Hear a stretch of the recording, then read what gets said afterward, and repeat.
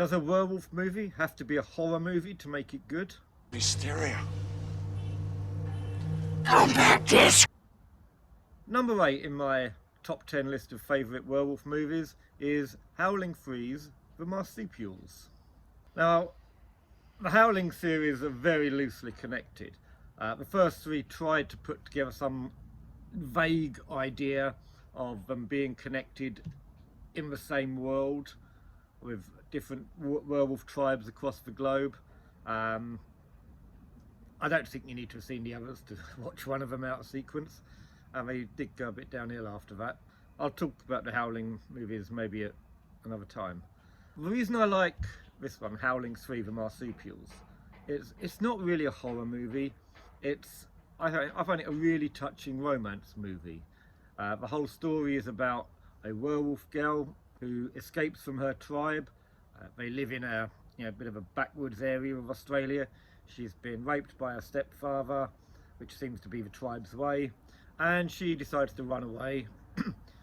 She gets to the big city, she meets the boy, and he falls in love with her, she falls in love with him, and it's taken from there. It's about their struggle to survive.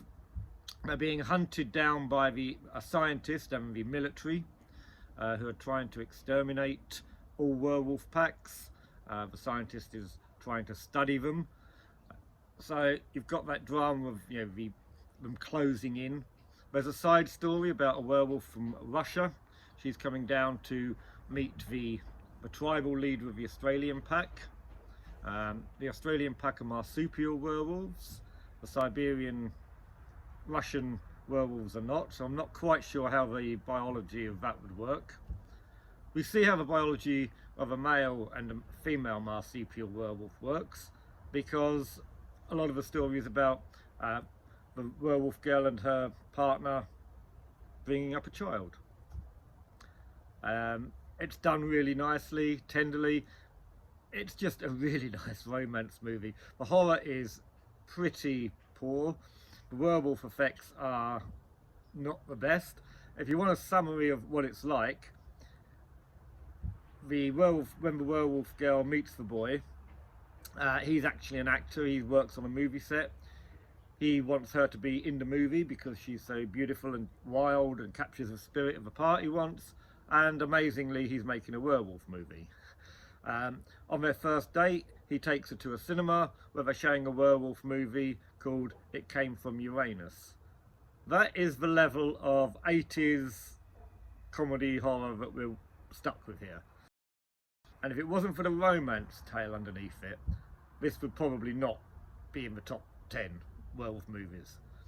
But it is that romance, it is that idea of how a boy, a man, lad, whatever, man, how a man and a werewolf woman can get together, how they can fight for their love, how he doesn't run when he finds out that she's a werewolf.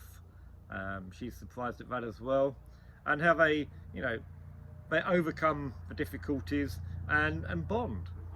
And I just kind of find that kind of mismatch, that kind of what if, quite fascinating. There's another bonding in the film, but I'll not tell you about that because it might spoil it. But I just, you could take that into reality and say, how would you respond? How would you react if your partner turned out to be a werewolf? Not I want to go and kill everybody and pull them apart sort of werewolf, but just a nice, normal werewolf who happens to transform. And this is what's quite nice about this.